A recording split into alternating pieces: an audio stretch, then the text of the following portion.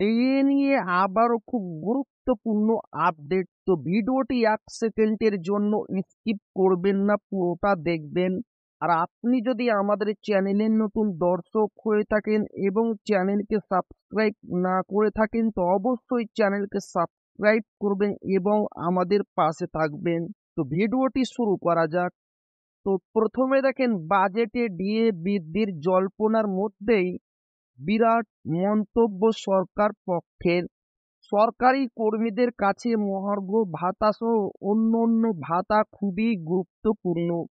এদিকে সেই ডিএ নিয়ে বিপুল পার্থক্য তৈরি হয়েছে কেন্দ্র এবং সরকারের মধ্যে।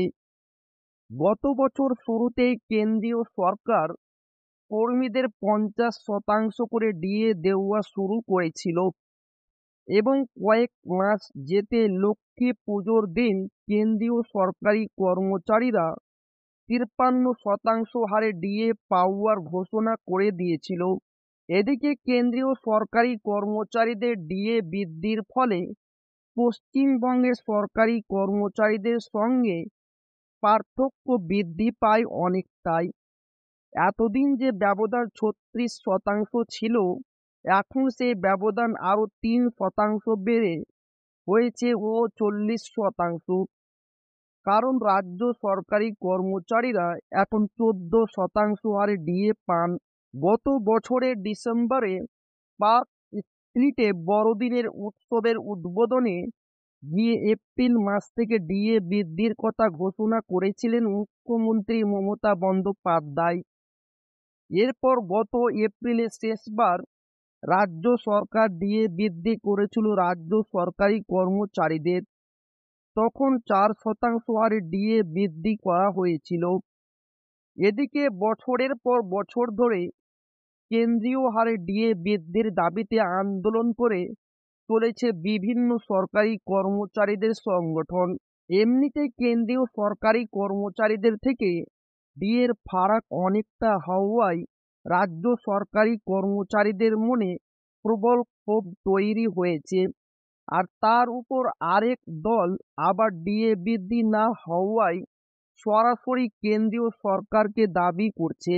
সূত্রের খবর, রাজ্যের শাসক দল তৃণমূল কংগ্রেসপন্থী সরকারি কর্মচারী ফেডারেশনের এক নেতা দাবি করেছেন রাজ্য সরকারি কর্মচারীদের প্রতি অন্তত সহানুভূতিশীল মুখ্যমন্ত্রী মমতা বন্দ্যোপাধ্যায়।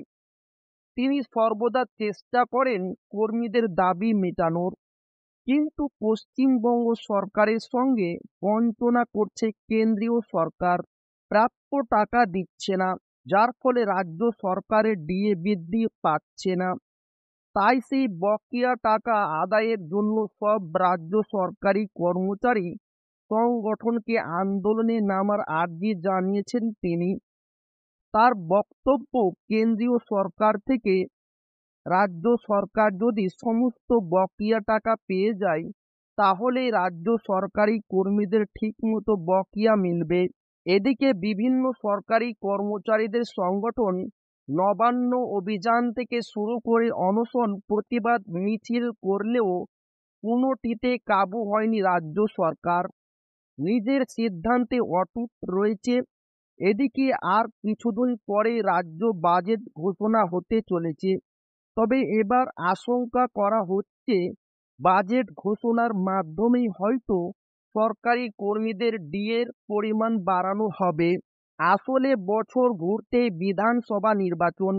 সেক্ষেত্রে তৃণমূল সরকার নিজের ক্ষমতা আরও দাবিয়ে রাখার জন্য আগামী 12ই ফেব্রুয়ারি রাজ্য বাজেটে চমক আনতে পারে বলে মনে করা হচ্ছে,